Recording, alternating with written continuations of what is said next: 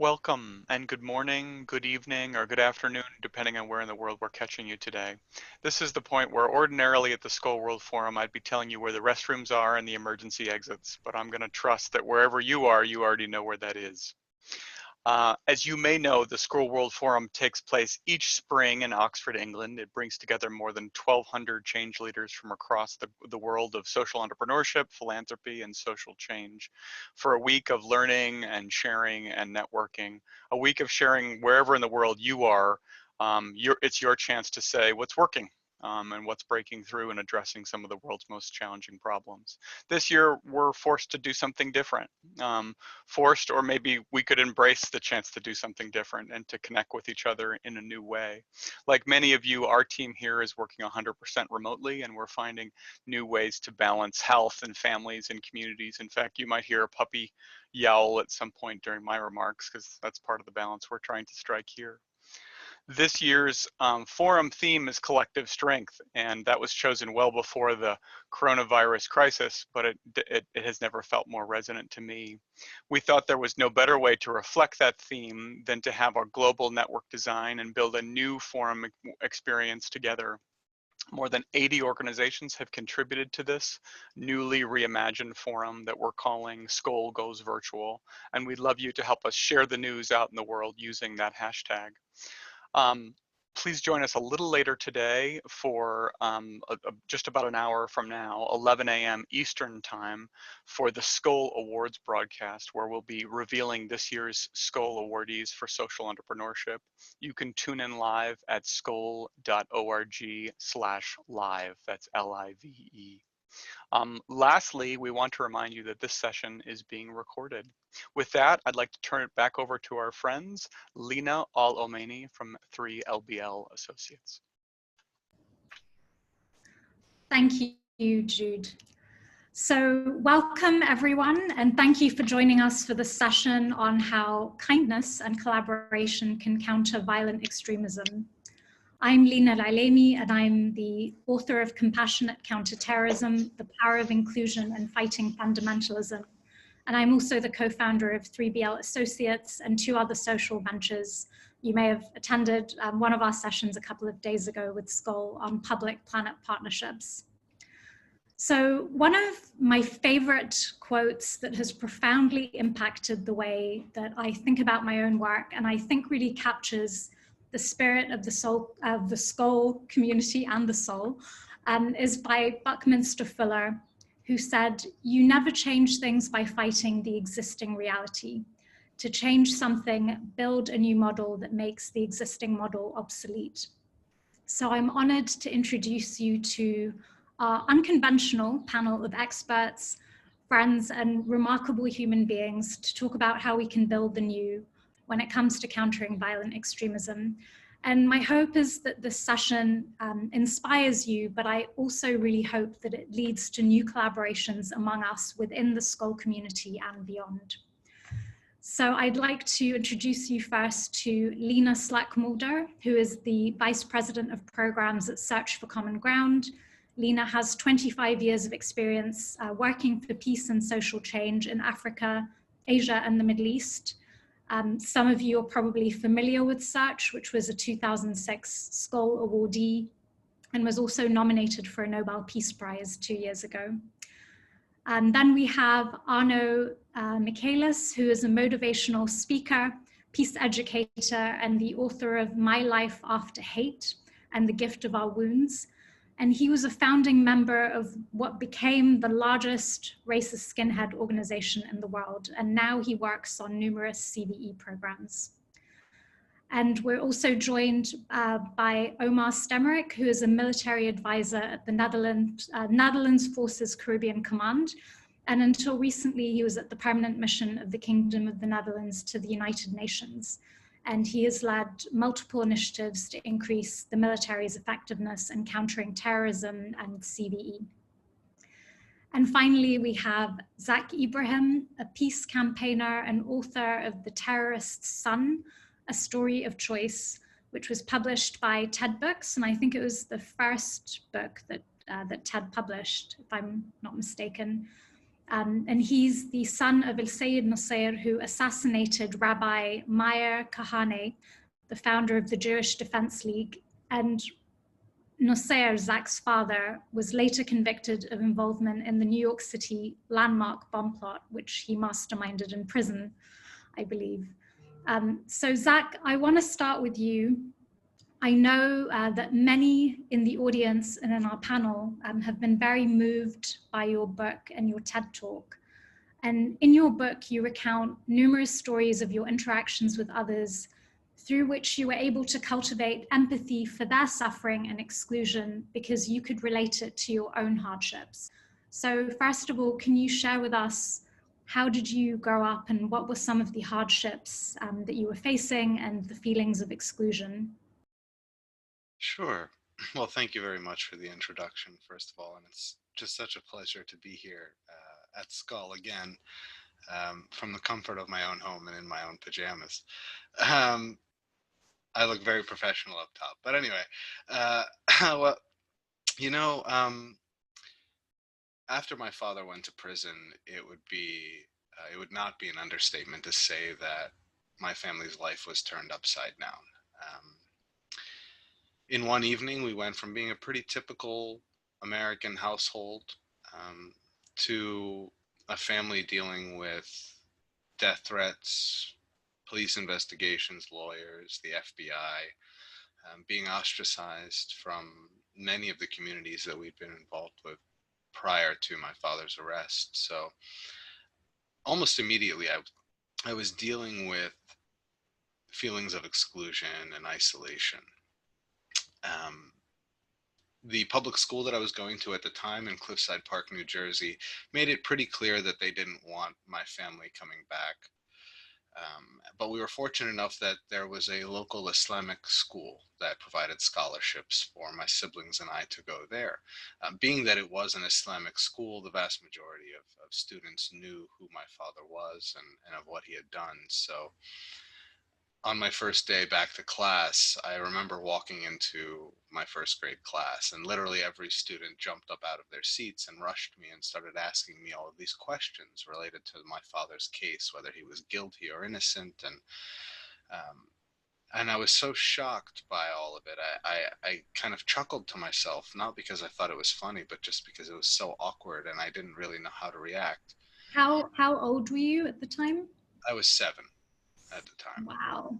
And so from a very early point in all of this, I didn't feel like an individual. I felt many times that I was a surrogate for people to gain insight into my father's mindset and my father's ideology. You can add to that the isolation that we felt inside of the Muslim community. There were many Muslim families that didn't want to have anything to do with my family because of my father's actions. And then there were others who saw the act that my father took as one extremist killing another. Meir Kahane was the head of the largest terrorist organization operating inside the United States at the time of his assassination. So it was very strange for a 7-year-old to hear grown adults justifying some kinds of murder. My father maintained his innocence. He maintained it from prison for years. So to me, I could say to myself, well, he's innocent, but even if he wasn't, Kahane was a bad man, and so he deserved it. It really wasn't until years later,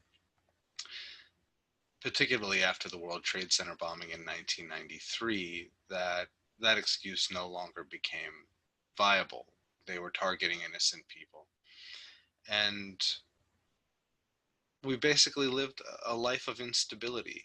My father was the breadwinner in our family. The day that he went to prison, my mother became the sole guardian of our well-being, and we moved about every 9 months until I was 20 years old, just so that she could find work to keep a roof over our heads. So the isolation and the feelings of exclusion were rampant for years. And how were you conditioned, I mean, from the age of 7 to adulthood, how were you conditioned to perceive others or non-Muslims or non-practicing Muslims that didn't share the same views that your family might have or your father might have? I make it a point to bring up that my father wasn't radicalized when he came to the United States. In fact, for the first 6 years of my life, he was a very loving, caring man who you knew his family was his top priority. It really wasn't until he began interacting with men like the blind Sheikh Omar Abdurrahman, who at the time was one of the leading figures in the jihadi movement in the world, that he began spending less time with us at home, more time with this group of men. The time that I did get to spend with him was often at the mosque, listening to the Sheikh give these sermons where he implored Muslims to take up arms against non-believers. And non-believers was a very general term for anyone who didn't fit into a very narrow idea of what they thought it meant to be good, and that included other Muslims. So this was the kind of belief system that I was being subjected to. I was also being trained to use firearms and things like that. My father very much wanted to go fight in the Afghan war that was taking place at the time. But that opportunity was cut off to him when my grandfather came to the United States from Egypt and basically told him, I will disown your family before I allow you to go fight in this war. I think that decision is ultimately why my father chose to find a way to be a part of this jihadi movement from the United States.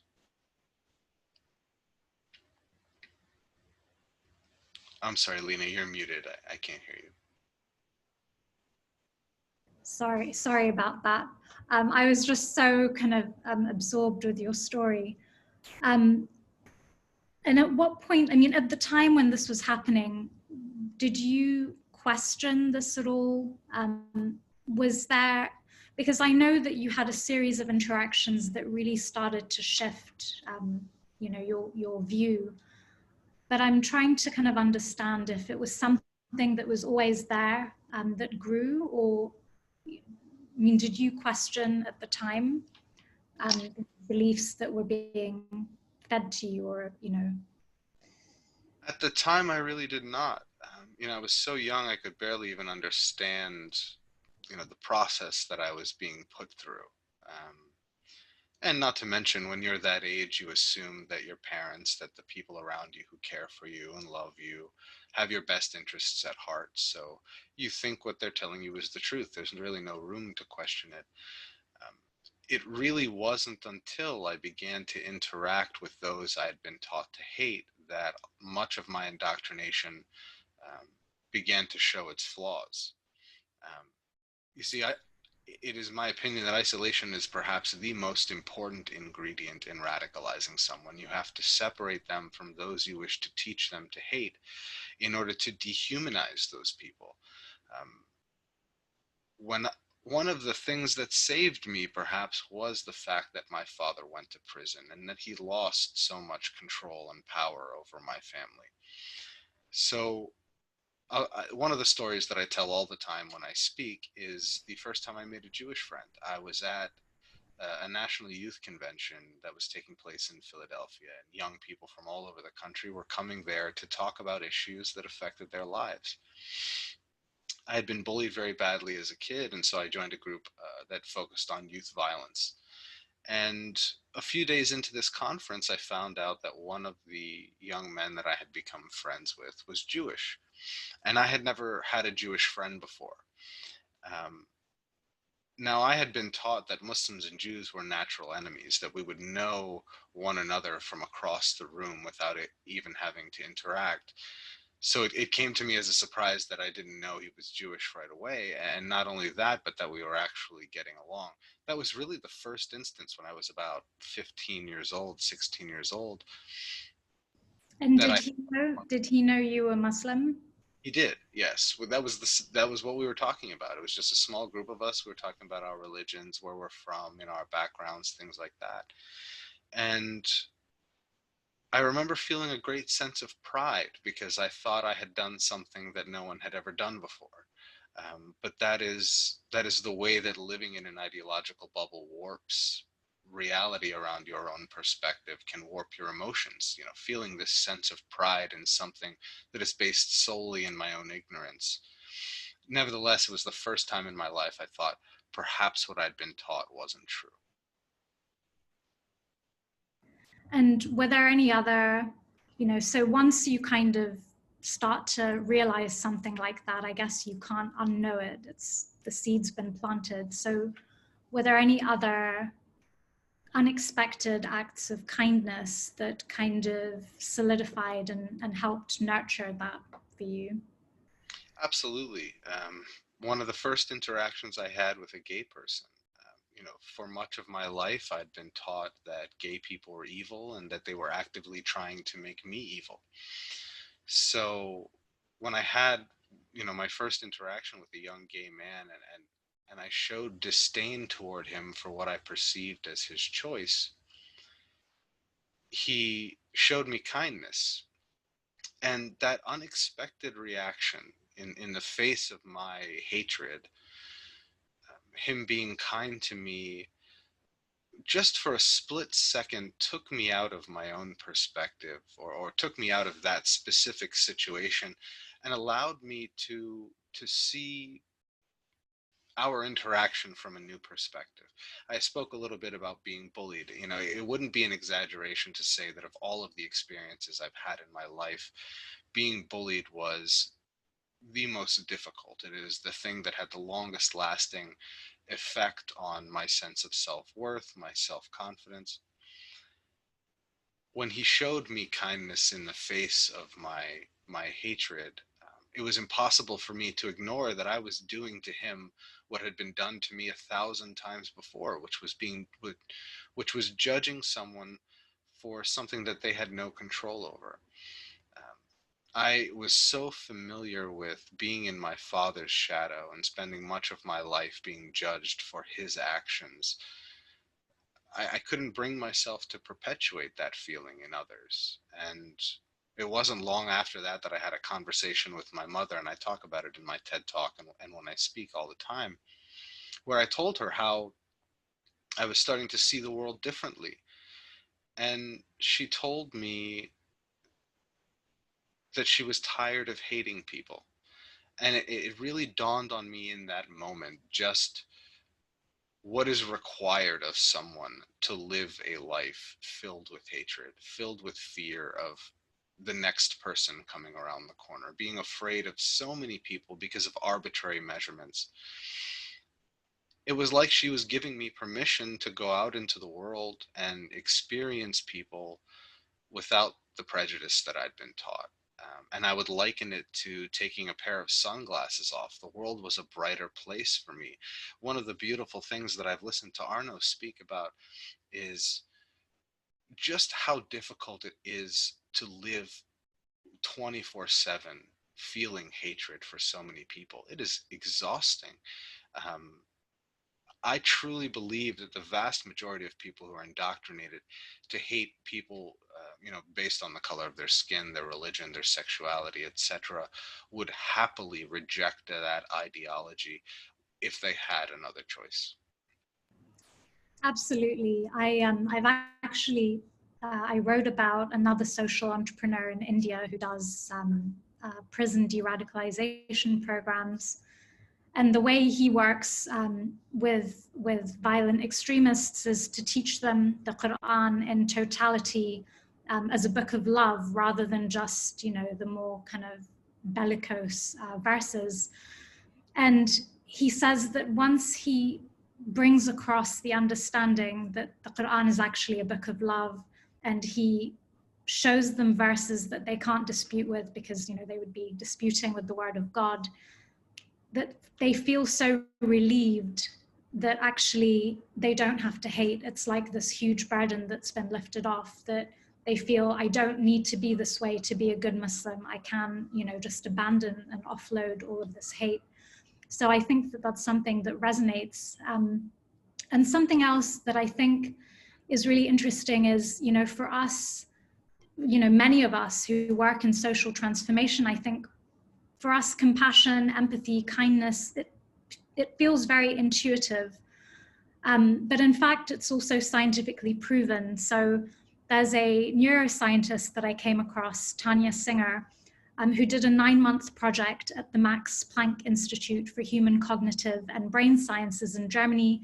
She had 300 volunteers, and within a week of mindfulness, compassion, and perspective training, she was actually able to detect structural changes to the brain in MRI scans and showing pro-social behaviors. So I think that, you know, if we were to choose kindness or violence, I think many of us would obviously choose kindness, not just because it's the right thing to do, but it is also being scientifically proven. I want to ask you, do you think, or do you ever think about what would have happened if you hadn't had those interactions and unexpected acts of kindness? So if you'd continued to be isolated, do you ever think about what would have happened and how your life would have been different? The short answer is yes. You know, I used to spend a lot of my time wondering what my life would have been like had my father not gone to prison, had he not been radicalized. Over time, though, I found that that was not really an effective practice for me. So I don't really spend too much time anymore, you know, wondering what if, really. Okay. And if there's any questions for Zach, please put them in the Q&A. We've actually gone slightly over time, but and we can also come back to questions at the end. So any questions, just type them into the Q&A box.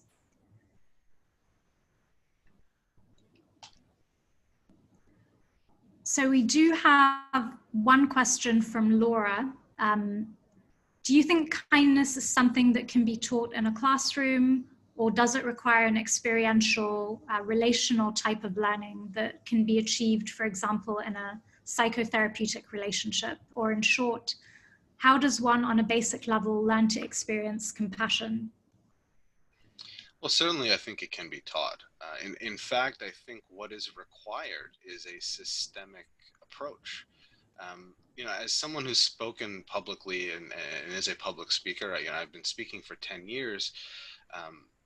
There's something incredible about listening to someone share a personal experience and being able to resonate with that, whether you share the exact same experience or not. But there are limits to that. I think what is truly required to bring about systemic change is a long-term effort. So having programs in schools, in fact, I started a nonprofit, and the first program we began developing was specifically to take into classrooms to encourage students to interact with each other. You know, not to debate or to discuss difficult topics. It was simply about interaction, the ability to humanize one another through basic interaction. So I think that absolutely it can be taught. And I think that it requires a conscious effort. You know, it was clear to me from a young age that my mind had been poisoned, but I didn't realize just how many other people's minds had been poisoned similarly to mine with indoctrination, whether we're talking about religious extremism or the way that men perceive women or the way we perceive each other based on the color of our skin. These subconscious reactions we have can be bred out of us or taught out of us with conscious effort. Well, thank you for sharing your story with us. I know it's deeply personal, and I want to acknowledge that we do have a couple more questions, but we'll try and come back to those at the end. Thank you, Zach. Thank you. So moving on to Arno. Arno, when I first interviewed you a couple of years ago, aside from getting off the phone and thinking, I want to be friends with him, which I think I feel this way about the whole panel, you had shared... It was mutual entirely.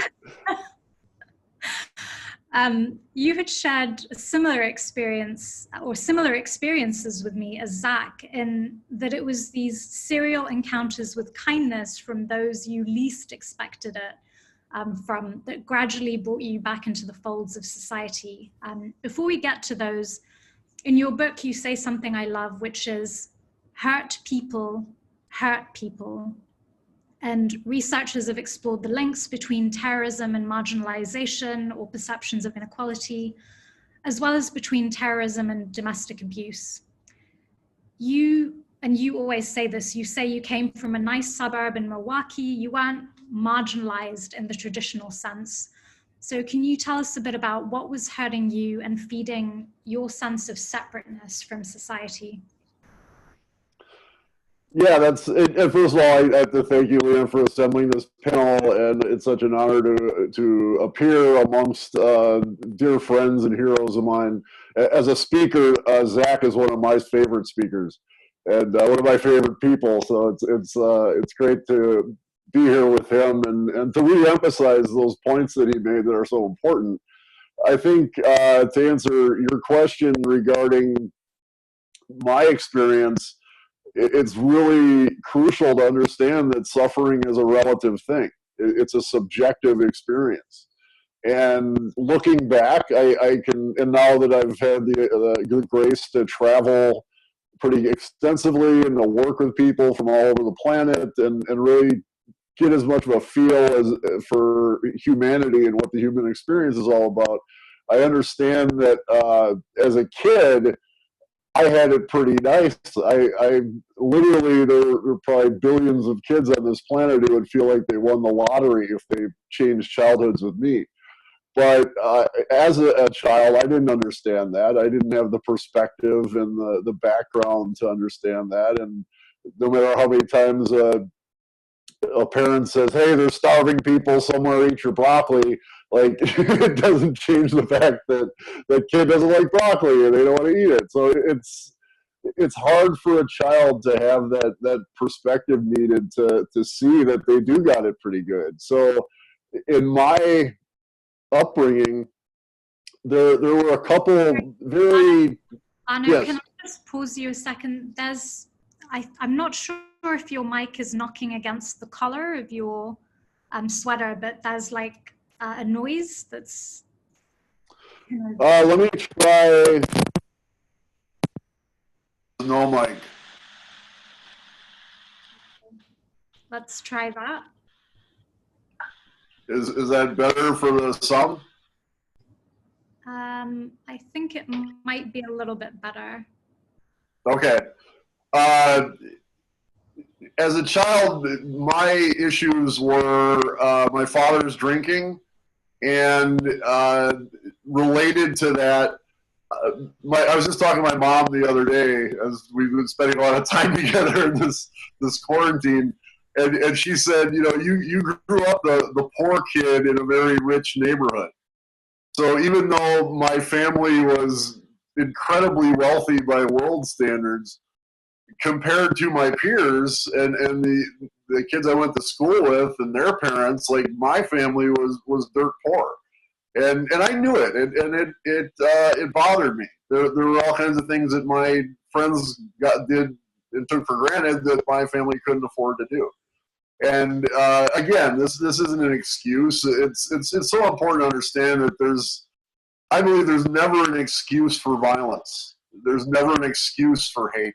But there is always a reason, even if that reason is only logical to the person who's perpetrating the violence or the hate, that in their heart and in their mind, they have some sort of logic that makes it sometimes not only okay, but noble to perpetrate that violence. And in my case, it was those small seeds of suffering as a child that very much combined with my personality type set this kind of perfect storm condition that brought me to become a white nationalist. Yeah, and you know, what I'm hearing you say is something that I've seen, especially with violent extremists in Europe, so immigrants in Europe, where it's not poverty in, you know, the the kind of strict definition of poverty, but it's that perception of inequality.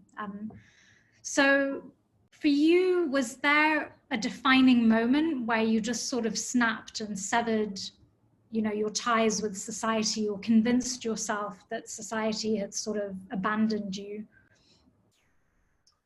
I don't think I could put my finger on one particular incident or moment that where I said, that's it, I'm a white nationalist now, it's war, you know, I'm fighting for the white race. It really was a lifetime habit of repulsing people, of shocking people.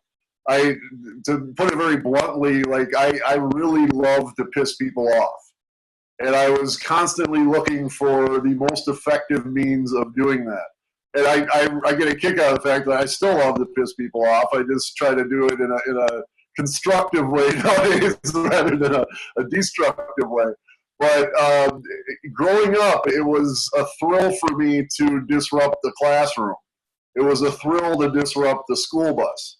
But in the same way that if you go on a roller coaster for the first time, it's this amazing thrill and it's exciting. If you go on the same roller coaster 10 times in a row, aside from possibly losing your lunch, it's going to get boring. You're okay, you know, it's not a surprise anymore. It's not a thrill anymore. So you need to find a higher, faster roller coaster in order to get the same kind of thrill. And that's how my relationship with antisocial behavior proceeded through my childhood. I went from a bully on the school bus to fights in the schoolyard to breaking and entering, vandalism, burglary, fights in the street. I started drinking myself when I was 14 years old. This was very much gasoline onto the fire of my antisocial tendencies.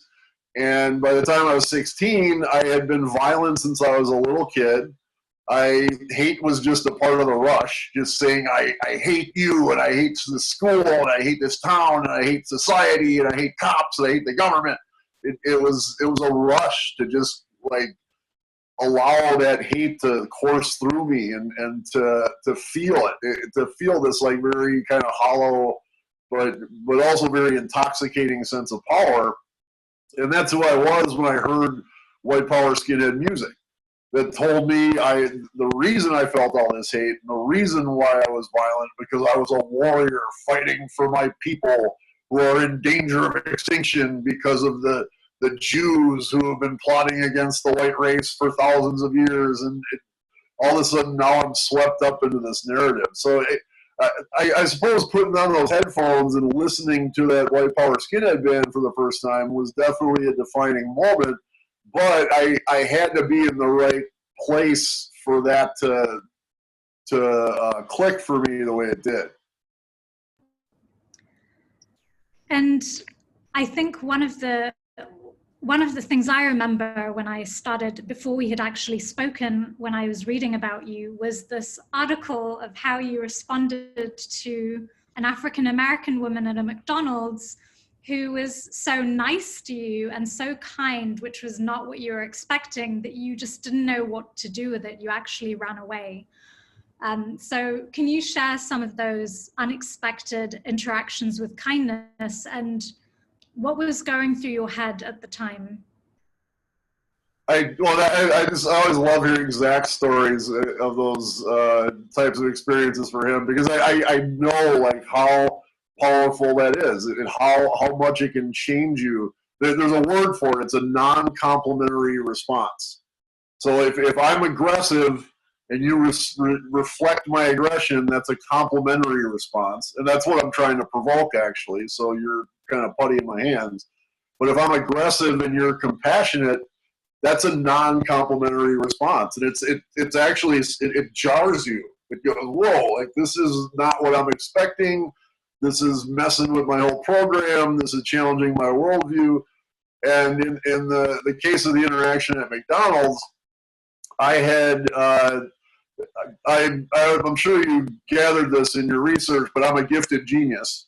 My mom says so, and it's pretty widely accepted. So as a gifted genius, white power skinhead, it occurred to me that having a swastika tattooed on the middle finger of this hand would be a great way to repulse people. and to encourage hostility in people that I met. And shortly after I got this tattoo, I went to a McDonald's, and behind the counter of the McDonald's was this elderly black woman. And rather than be repulsed and angered by the swastika she saw in my hand, she just said to me, in the same way my grandma would scold me for beating up my little brother, kind of a loving but stern way, she said, "What is that on your finger?" And I couldn't say, "It's a swastika, because I'm a warrior for my people," because she was just so kind and so gentle. And even though I was the sworn enemy of anybody who wasn't white, according to me, her kindness just disrupted all of that story. And all I could do is look down at my steel-toed skinhead boots and say, "It's nothing." And when I looked up and our eyes met again, she said, "I know that's not who you are. You're a better person than that." And I would love to tell you that I went skipping out at McDonald's saying, "Racism's stupid, like, she's so wonderful," but I actually ran out of there with my food, and I went home devouring my Big Mac, and I got drunk as fast as I could, and I attacked the first person I could find on the street, because I wanted to put distance between myself and this, like, singularity of humanity I had just experienced that really threatened everything that I claimed to be. It threatened my entire identity. But the fact is that the human psyche does not operate in terms of subtraction. You can't you can't remove an experience from who you are, no matter how hard you try. And I tried for 7 years to deny that interaction ever happened, and it's impossible. The harder I tried to uproot this seed of humanity that was planted in my heart by this very brave woman who worked at McDonald's, it still took root, and it grew, and it left less and less room for the kind of hate that is required to maintain that mindset. And after 7 years, I was literally looking for an excuse to leave, and thanks to that woman's bravery, and also to the bravery of a Jewish boss and a lesbian supervisor and Black and Latino coworkers and other people who defied my hostility with kindness. And that's why it's such a powerful thing. I wouldn't be here otherwise.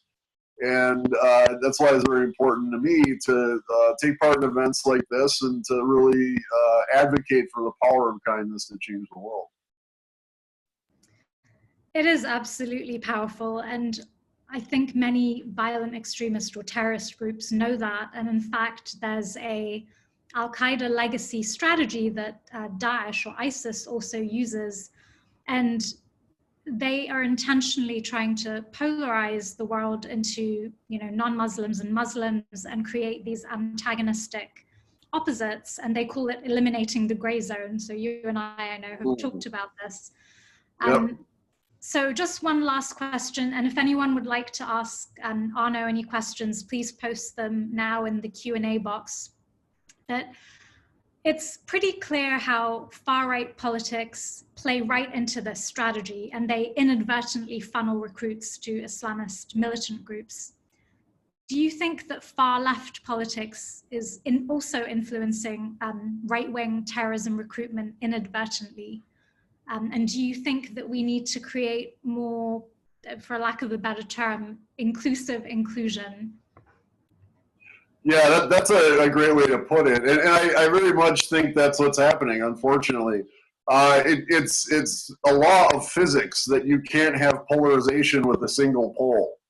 And it's interesting to me as someone who, I'm a Buddhist, and I'm all about the middle way, and I have strong opinions, but I see two political extremes, and each one behaves the same way.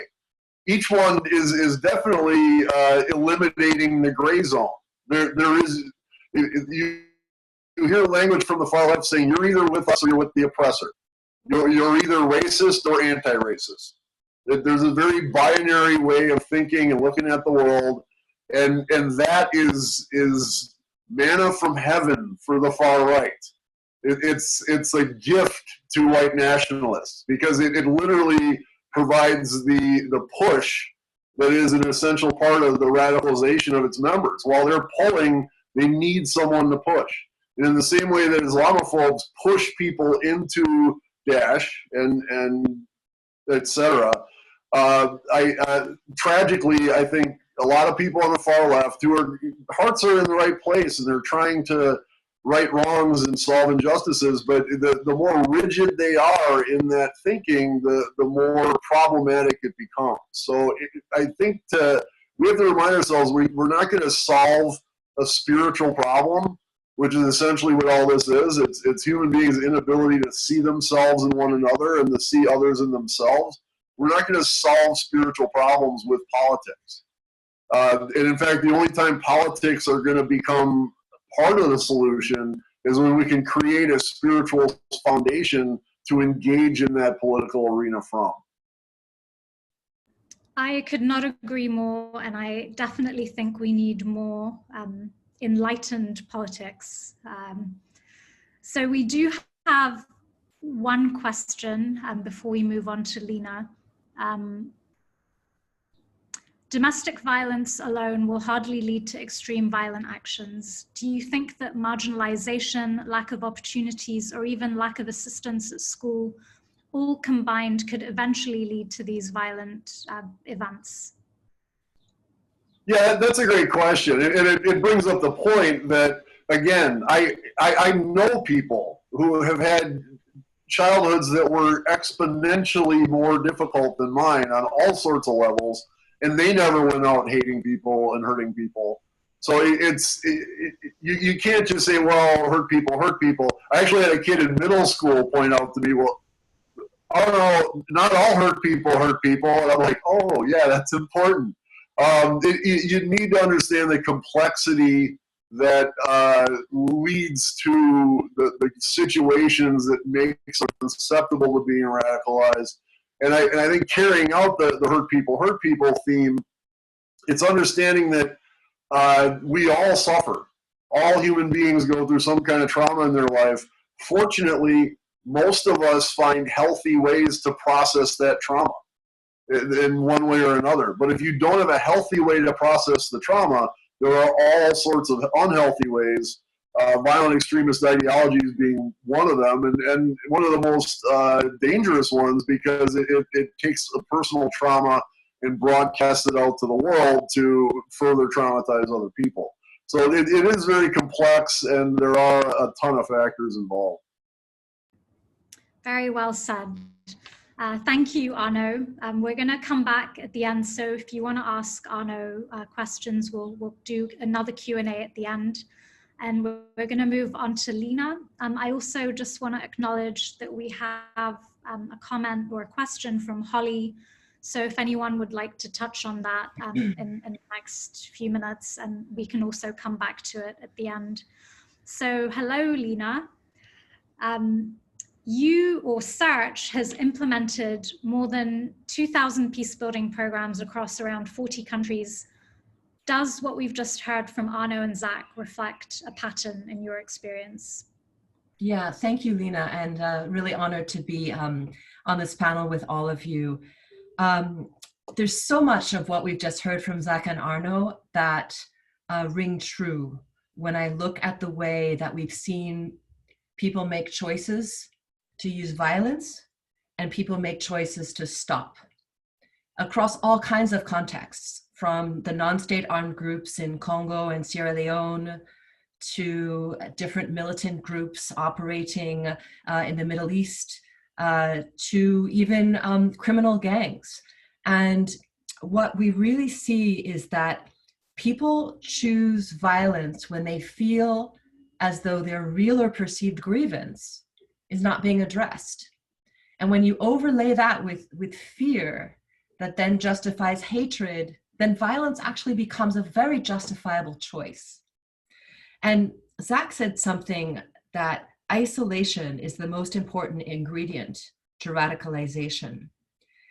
And when people feel isolated, it's the connection of being part of some of these violent extremist groups that draws them in, to be part of something that's greater than themselves. And ironically, and yet so powerfully, truly, it is that same connection that leads them out of those groups, right?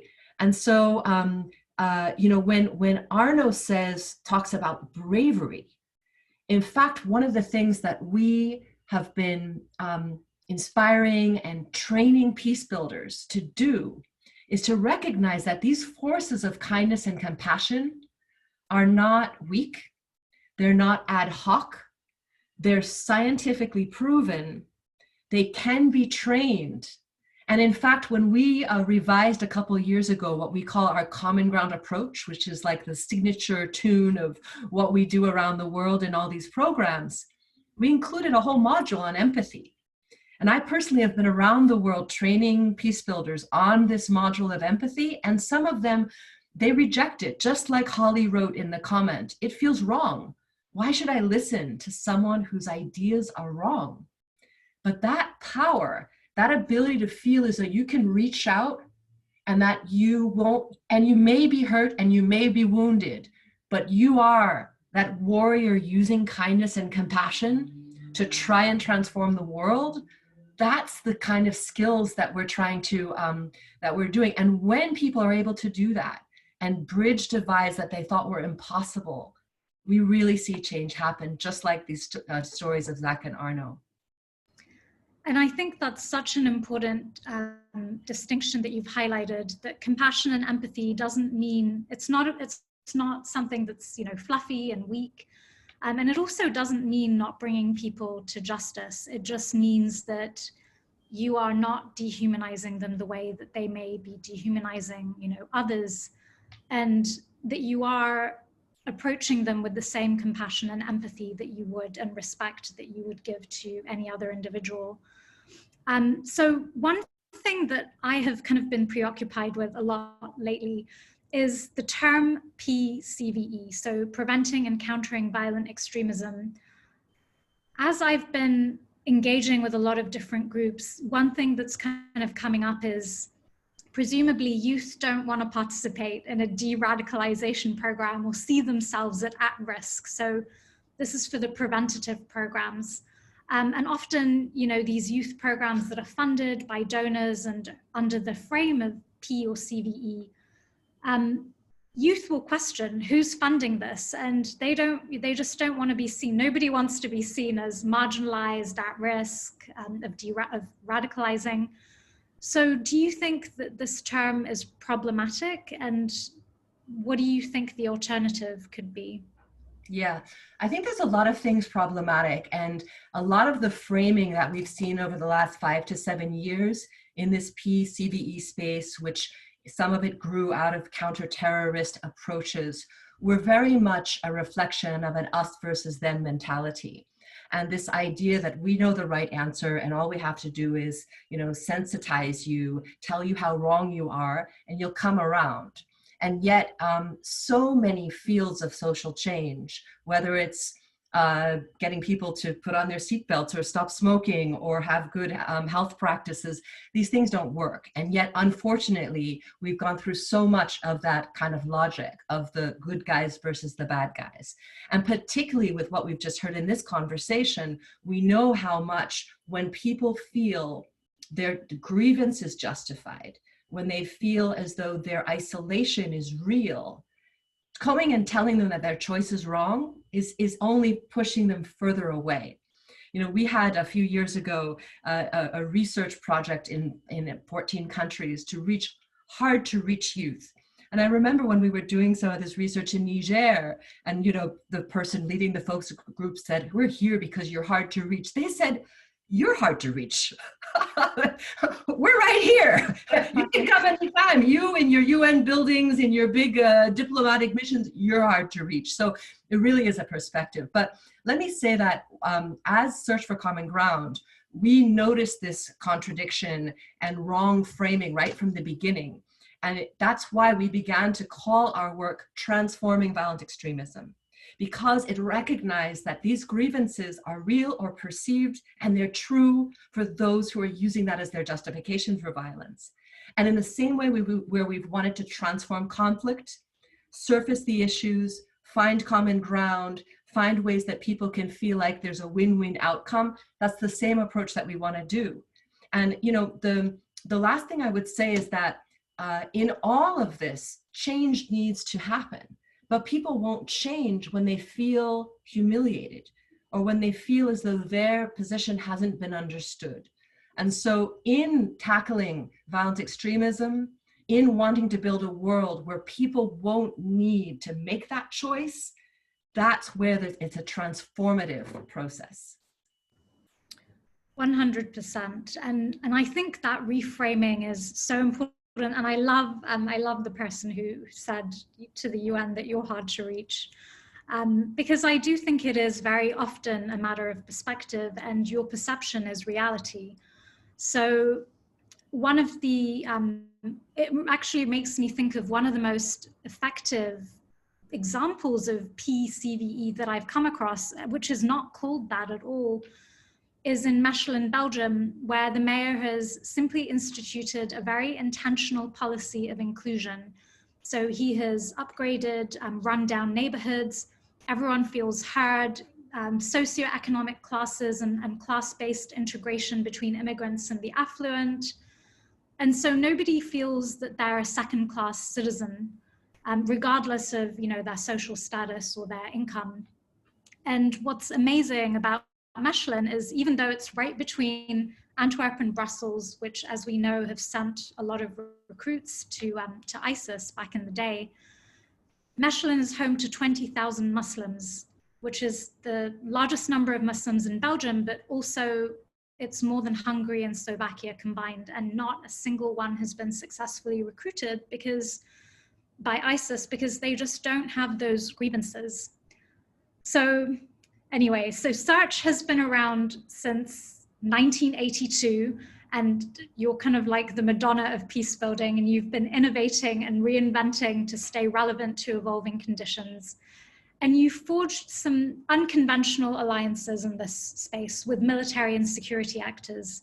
So can you tell us a little bit about how those collaborations came about, and was there any resistance initially that needed to be overcome, either internally within Search or with the communities or with the military and security that you were working with? Yes, I mean, I think that we recognized very early on, and before CVE became like super popular, we had been working in Indonesia for 10 years, which is a country with a very interesting experience of how they were tackling violent extremism, and were successful in arresting many people that had been involved in committing acts of violent extremism. What we noticed was that there was these effects that were detrimental because of the hard force security approaches, the kinetic approaches to trying to round up people and their family members and traumatizing their communities. And what this was doing was making a big divide between these security forces who were well-trained, well-equipped, and communities who didn't trust them and didn't want to participate with them. And so very early on, we began to recognize that actually within these security forces, they did have a need to be trusted. They had a need to be understood. And while they did in some part of their perspective see those human rights groups that were denouncing them and telling the communities not to collaborate with them, they felt that that was negative. There was an underlying need for connection. So Search for Common Ground was able to step in and work with the human rights groups and work with the Densis 88 counterterror group to begin a very discreet dialogue and enable them to realize that we actually both want the same thing. How can we have honest dialogue in a non-humiliating space that enables people to recognize, oh, okay, I understand, I see how that works. And this led them to be able to have an agreement on standard operating procedures for that Densis 88 group that would respect human rights. And then they were able to gain the uptake and the buy-in from communities. So this is one example of an approach that we then took into the prisons in Indonesia and said, you've arrested all of these people, but these people aren't going to, they're not going to trust you. In fact, the Indonesian security Ministry of Interior was worried about their own prison guards being radicalized because these were very sophisticated recruiters who now they'd arrested in, of course, a majority Muslim country, and they were fearful of that. So once again, we stepped in and said, let's open a conversation about conflict, about diversity, about identity. You had religious leaders come in who understood these modules of how to open up these conversations. And now this curriculum of handling conflict collaboratively is mainstreamed in all of the high security prisons in Indonesia. And right now, as these prisoners now are coming out on parole, we've engaged conversations with the civil society who had never worked with the parole authorities to say, how can we bring compassion into the way that these people step out of prison? So from the security forces to the prison to parole, this connection is important to be made. Otherwise, the effect of using security approaches can have a backlash. And this example from Indonesia, we then were able to replicate that to Nigeria, to Lebanon, to so many countries, to Kenya, to places where we're able to bring those lessons and apply that through programming. I'll be really curious as well to hear Omar's perspective on this. And part of this panel is we want to get people to think more about these unconventional collaborations, like the one that you just talked about. What are you learning about collaborating with other sectors? So with governments, with the private sector? So one of the things that, people often ask how we're able to collaborate with intelligence services and security forces. And we really do so across probably at least 15 countries, from Kyrgyzstan to Uzbekistan, to Nigeria, to Lebanon. And the reason is because we're able to see what their fundamental need is and understand that we're not in the business of naming and blaming and shaming. And our goal is to enable relationships to emerge that are collaborative. So when we're able to take that approach, we can be a very useful bridge for civil society, for religious leaders and others to work more collaboratively with the government. So in most places, when that approach is taken, and that's not adversarial towards government, whether it's the Ministry of Interior, whether it's the counter-terror cell, and whether it's the political leadership behind those groups, there's actually a willingness. I think for the private sector, I think there's is an emerging space where I have not yet seen enough examples of understanding of how private sector can feel like this is a space they can engage in. They know their bottom line is hit when there isn't safety and security. But I think the examples that I see in our work today, for example, are in Yemen, where despite the ongoing war, when we do this collaborative approach at a local level with all stakeholders, including the local government councils and the sheikhs and local clan leaders, the local businesses feel that they want to be part of that because they see the space of trust and collaboration as one that is healthy for their investments. And so they're ready to contribute and give because they feel that it will bring about more security for their investments, more trust with their clients and with their customers. And there I've seen some good traction. So I did have one more question, but we also have a couple of questions for you from the participants. So one is from Erin, and she's asking, can you please describe a few of the specific discussion points that you use in the prisons that are more insightful and impactful? One of the things that we were able to do in the prisons is enable people to have some of the fundamental building blocks about understanding identity. Anyone who's studied conflict transformation knows that that's one of the pillars, understanding that we have a multiplicity of identities and that we can be different things.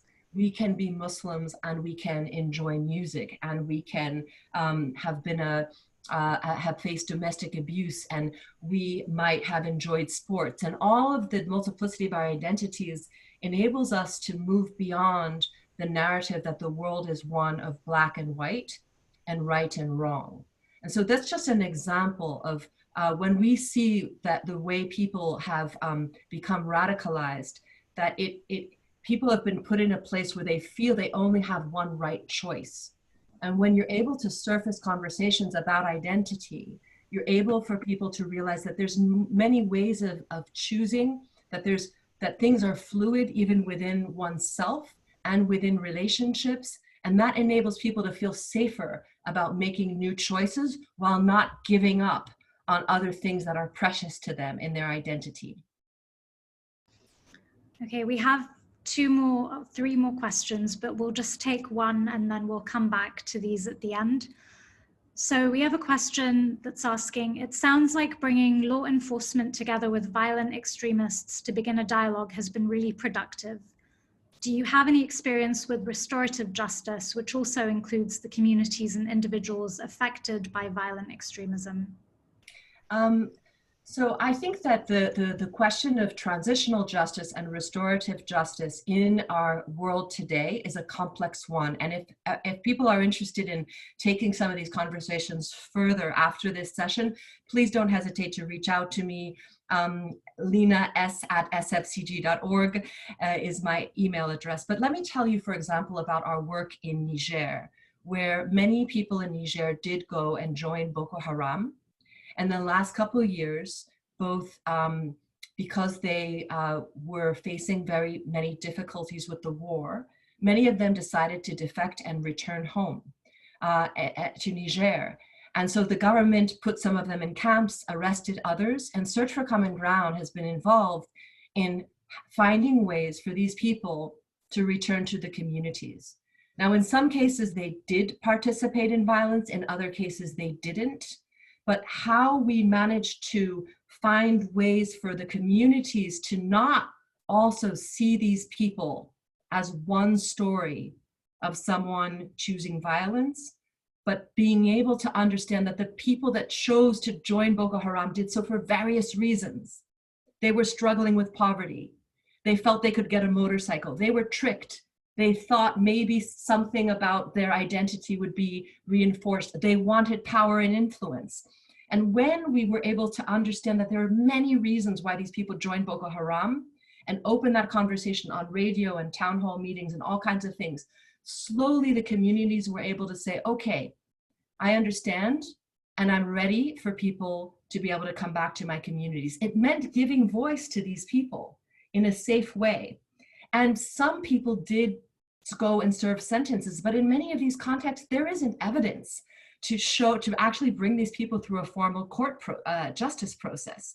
So we needed to move to community dialogue and find a way on people's terms in a way that they were comfortable for them to return back and feel safe again. So again, happy to speak more about this. This is work that's underway in so many countries across Asia, Africa, and the Middle East, and lots to share. Thank you, Lena. Yes, and we encourage you all to reach out to us, and I'm happy to connect people as well after the panel. So we're going to move on to Omar. And Omar, if we look to the data on how terrorist groups end, a study by RAND which analyzed almost 650 terror groups that existed between 1968 and 2006 found that military force led to the demise of just 7% overall. And if anyone is wondering, the sample included religious groups, nationalists, left-wing, right-wing. So what have you learned about effective counterterrorism and CVE, and how have you been trying to change the military's perception of what that looks like from the inside? Yeah, so first of all, I mean, if you look at the role of the military, of the armed forces, then of course there's one unique thing when you compare that to all the other, let's say, peace building actors, and that's the use of force. So use of force is, of course, I would say at one hand, the elephant in the room, but at the other hand, it's a necessary thing as well when we talk about this. So what is it with the use of force? With the use of force, we tend to say you need as much as necessary, but as little as possible. And I think there's something important to understand with that concept. That means that security actors, or whether it's military, let's say all the uniformed actors, are just one tool in the big toolbox. So we need to understand that role ourselves, and we need to understand that it's not an on-off thing. So it's not that you're, let's say, projecting force to create security or not. So there's a time and place for everything. There's a time and place for force projection, and there's a time and place to not do it. And those things can go just hand in hand. So the military is never going to be the solution to these problems. It's too complex for them. So one of the things, when you look at the approaches that we have with counterterrorism, counter-violent extremism, if you only look at it from a military point of view, then you tend to look at it in a very black and white way. You're fighting terrorism, you're fighting extremism. But essentially what we all are trying to do is fight for something positive. So you want the positive outcome. So it's not that you're fighting the negative. Of course, that's part of what you're doing, specifically when there's a kinetic operation, but that's not the end goal. So that's perhaps how we should be looking at military actors ourselves, wearing the uniform, but also how the outside world should look at us. We're not going to bring the solution just by being there and showing force. And do you think that military leaders fully comprehend their potential in peace building and impact versus just being buckled into this state of fighting the symptoms? Yeah, I think that's absolutely, I would say the overall answer is yes. However, you should understand that the military is not one monolith, right? So there are different types of cultures within the military, the different type of units, a different type of countries.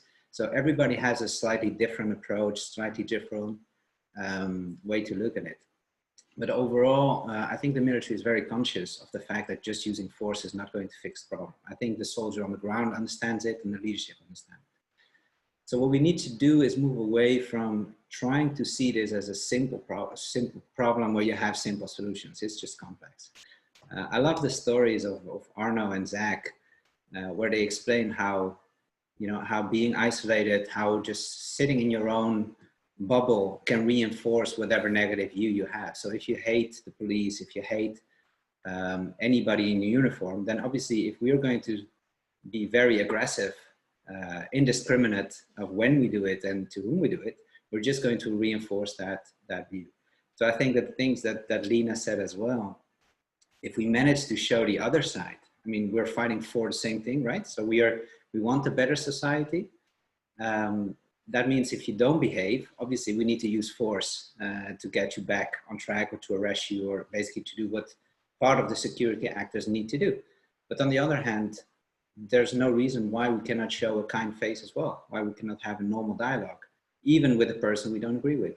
So I think that's a big part of the discussion that we have with our own soldiers, that we need to create in training environments. So training exercises need to be complex. There need to be like good role players who can show the young, well-trained soldier what the negative effect can be of the wrong behavior towards the population. So that the junior commanders go back home and think about how am I going to be effective the next day. So this must be a big part of how we train ourselves, but also we have special forces doing military assistance trainings all the time. So the way we train other units and other militaries needs to incorporate this as well.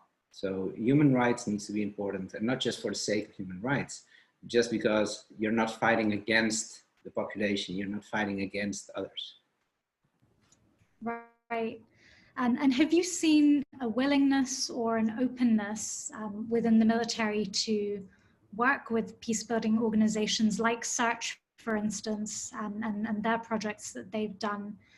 And what are some of because you and I have also talked about some of the cultural barriers to getting multiple actors or whole of society to collaborate in this space. So the first question is on the willingness within the military to collaborate with peace builders. And I know the military is not just this homogenous entity, but just in your experience, and what are some of those roadblocks, I guess, to bringing these two worlds together? Yeah, so first of all, so I'm a member of the Dutch military. So if you look at how we operate, regardless of when and where, that's always I would almost call it a whole of government or a whole of society approach. So in Afghanistan, that's about maybe a decade ago, we already employed a 3D approach, defense, development, and diplomacy. That means that we as military actors were only one part of the effect bringers, if I can call us that way. So immediately everybody understands that there's a diplomatic effort to be made next to the security effort, and there's a development effort as well. So automatically you already start to look at the bigger picture and not just focus on your own little part of the puzzle. I think if I look back, we've in the last couple of years, I've done a lot of security seminars from the military together with our embassies, for example.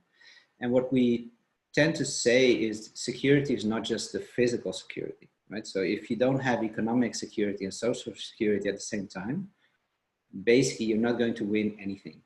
People are not just going to be happy enough with just physical security. So we've had security seminars in Senegal, for example, where part of what we were doing was training special forces in Senegal on being better at countering terrorism, and that's like, or piracy or whatever it is that causes the problem at the same time. But during all those discussions, we had representatives from the smaller fishing communities, for example, telling us what their grievances were. We had people looking at the development side and activists who had problems with how the government was dealing with some of the issues. So by having that inclusive dialogue and not just looking at one part of it, which is the security aspect, I think we are definitely understanding what the bigger picture is, and we can try to reframe our role in that whole situation. But at the same time, we also reinforce the fact that you need that physical security, because only having social and economic security without the physical security is never going to be sustainable. Absolutely. And I think, you know, I'm glad that you emphasized the human security aspect, and obviously it's all interconnected. Before we get into Q&A, because I also want to be mindful of time, and if you do have questions for Omar, please start posting them in the Q&A box. I've always wondered, when peace NGOs apply for grants, they have to demonstrate that their interventions do no harm, so that there's no negative unintended consequences.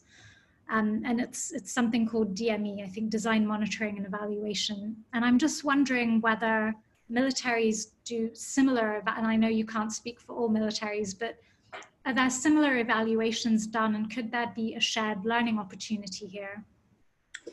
Well, I think if you look at what is typical about military, I think that goes for all of us, is that we're very effect driven. So from a military point of view, you look at any situation, you want to plan it. So you don't have the full picture, you don't have all the information, but the planning process is extremely important. And you plan for effects and results. So that makes it a bit awkward sometimes when talking to the humanitarian actors and many of the donors who are more interested in causes sometimes. And we are very interested in results and effects and making it very tangible. So there's a lot of evaluation going on at every level. So the thing with this is, what is the goal? So do we understand that we have like a shared goal? Because we can evaluate an action, for example, and think that we achieved everything that we needed to achieve. But then so if our goal was too narrow, if we were only focused at bringing security, then that still cannot be the best answer for the, let's say, for the more holistic approach. So I think when we discuss this, we should really be looking at what is the holistic approach? What is the overarching goal that we're all trying to achieve? And do we understand it all from the same perspective? Do we understand which line of effort we are talking about that we play a role in? And then can we do a bigger evaluation than just our own little evaluation? Thank you, Omar. And I have a question for all of the panelists. So some of you probably know that part of my impact intention in writing my book was to mobilize more funding towards positive peace and this whole of society approach that Omar has been talking about. Starting with a policy of reallocating just 1% of the world's 1.8 trillion military spend towards peace building through these collaborative models. what do you think needs to happen for us to achieve this? Well, maybe if I start and then I'll let the others take over. I would say let's start understanding each other, all the different actors, and start to put together like a shared vision of what it is that we're trying to achieve, and then see if we can all understand what our role in that bigger picture is. Because then it almost will become natural to see where the money needs to go and when, and when is it time for the other actor to get more focus. So I think it really starts with just sitting together, understanding each other, and coming up with a shared vision.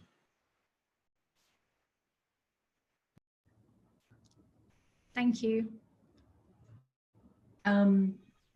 Yes. Okay. I would say that's a great question. And I would agree with Omar. I think there's the first step is to ask ourselves, what does it look like? What are those healthy societies? What are those ingredients, and what does that look like? And recently at Search, we have a 10-year strategy, and we've put in place some big global indicators.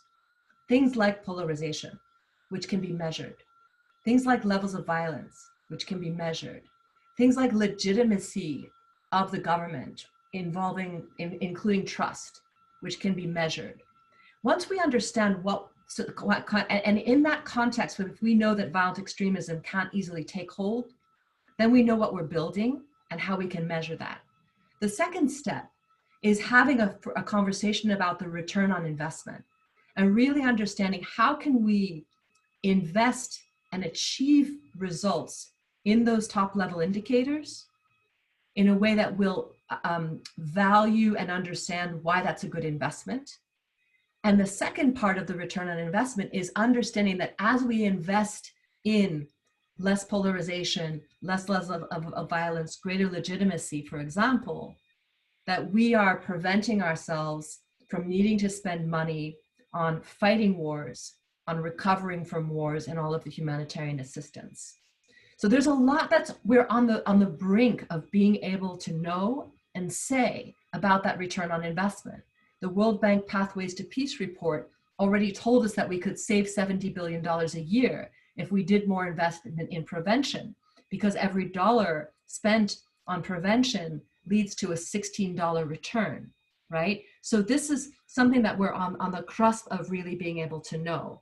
And then I would say the last thing that I think is needed is to make people feel as though they're not losing something by making that change, right? We know that there is a military industrial complex that is driving economic choices, which drive political constituencies to be afraid of simply taking 1% of $1 trillion.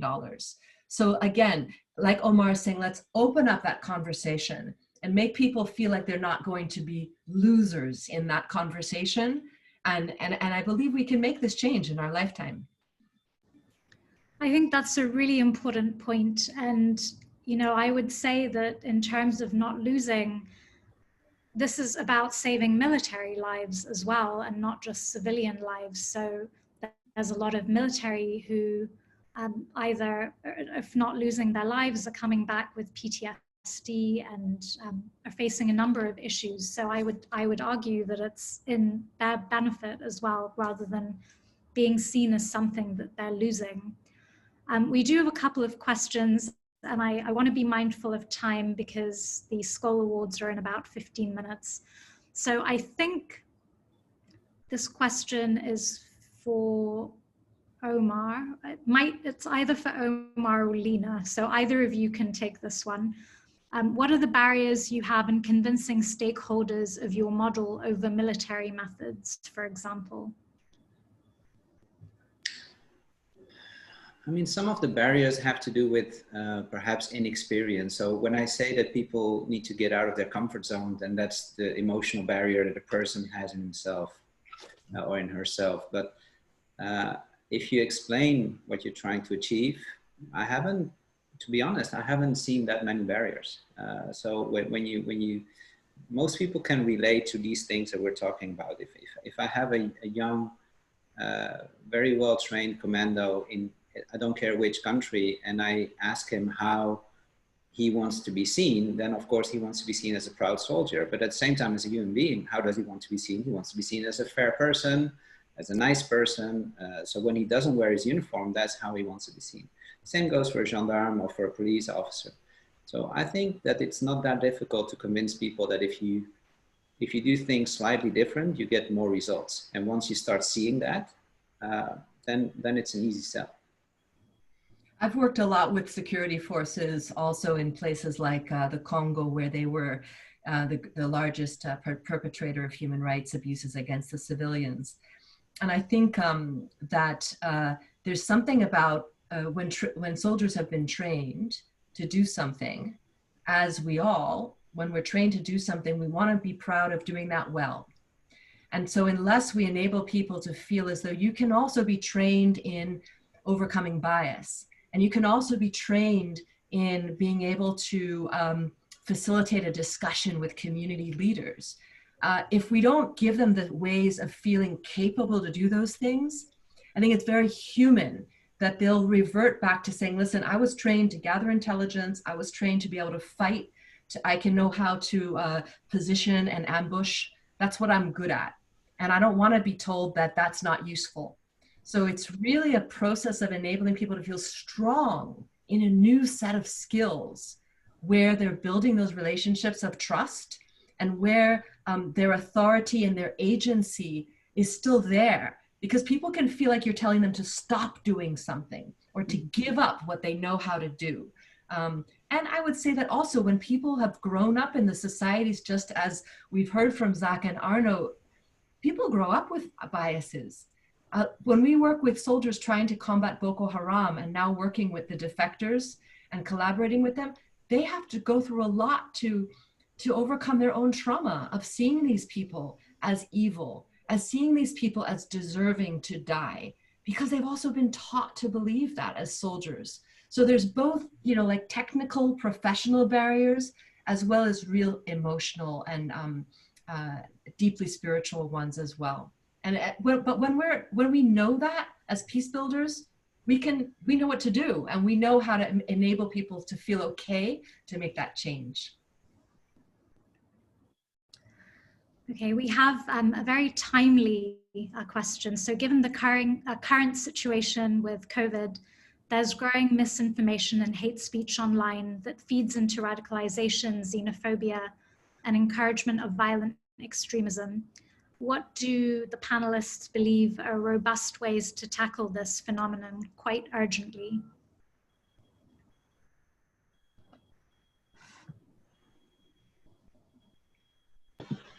I'll take a crack at it.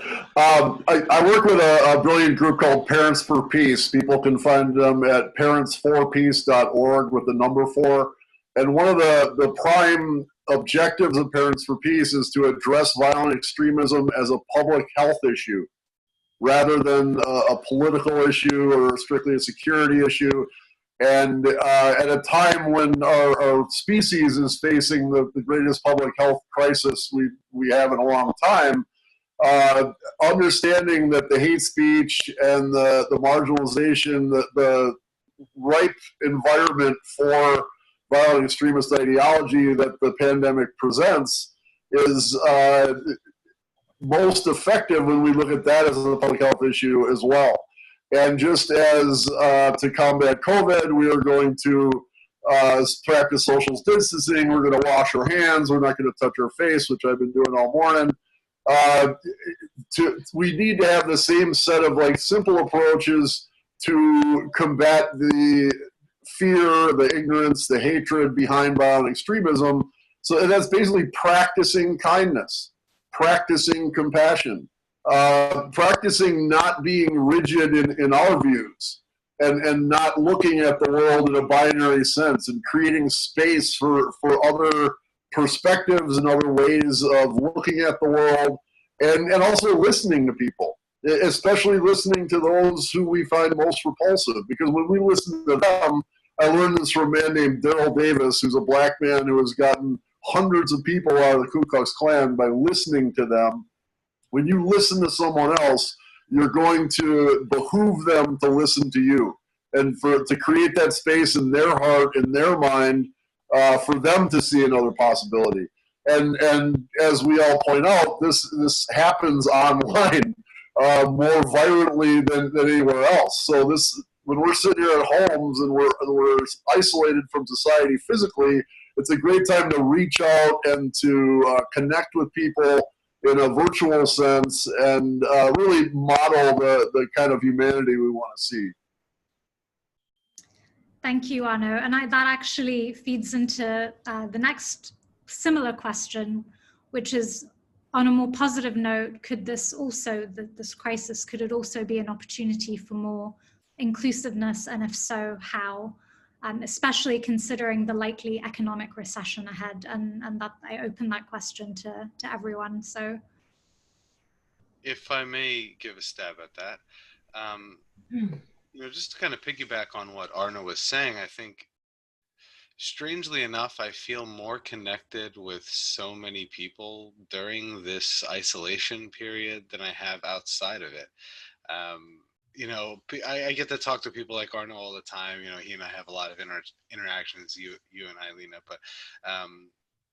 but I found that I'm even busier now than I was prior to the isolation. So it really is a wonderful opportunity to reach out and to expand on that point. I think when we understand the reasons, or not the reasons rather, but the tactics that certain groups use to promote isolation. For example, when ISIS attacks a Western city, they are not doing it because they consider themselves to be an existential threat to that nation. They do it in an effort to sow division within that society, because that division creates a more rife environment for them to recruit new people. So understanding what their goal is allows us to respond in a more thoughtful way. So instead of responding to an attack through fear, which is often our strongest and initial instinct, when we understand the tactics that they're using, if we realize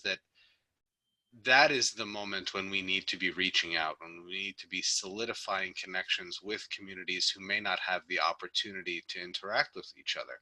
And I would just add to that point, studies by the US and UK governments showed that of the men that perpetuated violence in the name of Islamic extremism in Europe, only 2 to 3% of them actually had a relationship with the Muslim community, and that in fact having a relationship with the Muslim community acted as a de-radicalizing force. So it just solidifies the idea that we have to reach out to those who are marginalized, if only to benefit ourselves, let alone society at large. I couldn't agree with you more. I would like to ask all of you to kind of leave us with a closing reflection. I also want to acknowledge that I'm very new to Zoom webinar, and I've just seen that there's about 60 hands up. We wouldn't have been able to have 60 people speak. I'm really sorry if you feel that I haven't acknowledged you. I apologize for that. So I'm going to ask the panel to just close with a 1-minute reflection. And as I said, I really do hope that you reach out to us. We want to collaborate. We want to build this space and build these new models. So please keep this conversation going after the panel. So Zach, maybe if you could leave us with a closing reflection. Thank you. I'm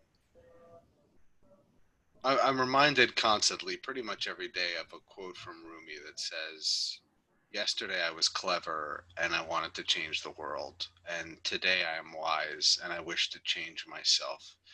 And I'm sure if we were all in person, I might hear a groan or two for saying this, but it really does begin with ourselves. How our lives affect the people near us and people we may never interact with on the other side of the world. Understanding the implications of our beliefs, I think, is the the best way that we can move forward in creating a world that we wish to live in, that we wish to see. One of the reasons that I started the Zach Ibrahim project was specifically to try and bring a voice to people who've been exposed to violent extremism, in the hopes that they may be able to maintain a connection with others, to show them how they are feeling. So, you know, understanding how we live our lives, the effect that that has on others, I think is extremely important. Thank you. And I love that Rumi quote.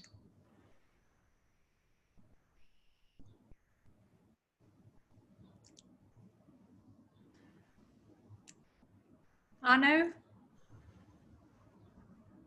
Thanks. I think for me, it's really seeing the power of kindness, the power of compassion. I had a colleague a couple of years ago put it into words, and he's like, "Man, you weaponize compassion." And I was just like, "Yeah, everybody's throwing this word weaponize out left and right." And that's true. That's what we need to do. We need to understand that, as Omar pointed out, that security alone and kinetic responses alone, as Lena pointed out, cannot solve this problem. We can't kill our way out of this problem. We can't enforce our way out of this problem. We really have to weaponize kindness, weaponize compassion, see it, the effect it has to change our world internally and personally, and then from there, let that change the world around us.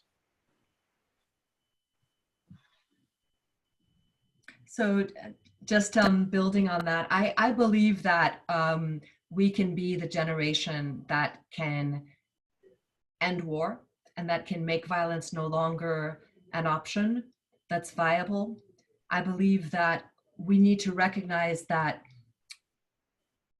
kindness and compassion and empathy do take courage. It's not easy, it's not hard. And in the same way that we've wanted to build healthy societies in so many ways, strengthening education, strengthening health systems, we can do this by systematically inspiring and equipping people to know that kindness and empathy are our weapons to build strong societies. And then lastly, I would say to remember each day that people can change. People can make new choices. And when we're open to that, we're going to feel that cycle of rewards, because we'll be seeing how our actions of kindness have opened up those windows of possibility for others to change and make new choices. So I'm really optimistic, even during this period of time of isolation, that if we begin to recognize that and practice that muscle of kindness, we really can make a difference in the world. Yeah, so what I want to say is basically come back to what I said before, but also recognize you, Lena, in setting up this dialogue that we have today. So I would say that in any peace building initiative, everything that we do, let's include all the relevant actors. So that means the religious communities, the minorities, the uniformed actors that you want to play a role in all this. Let's include everybody to share that vision of what it is that we want to achieve, and then see if everybody can find their role in that space. So I think that if we do that more, we will be more effective, all of us. Thank you, Omar, and thank you to all of you for taking the time. I am so honored that you joined me in this panel, and I'm honored to call you all friends. And thank you to everyone who attended, and I apologize again if you didn't feel acknowledged. I do still see around 50 hands raised. I will get the hang of this for next time. It has been a bit of a learning curve to try and moderate a discussion and monitor the chat and the Q&A box and the hand raising. So again, thank you for joining. And okay, we have one more hand raised now.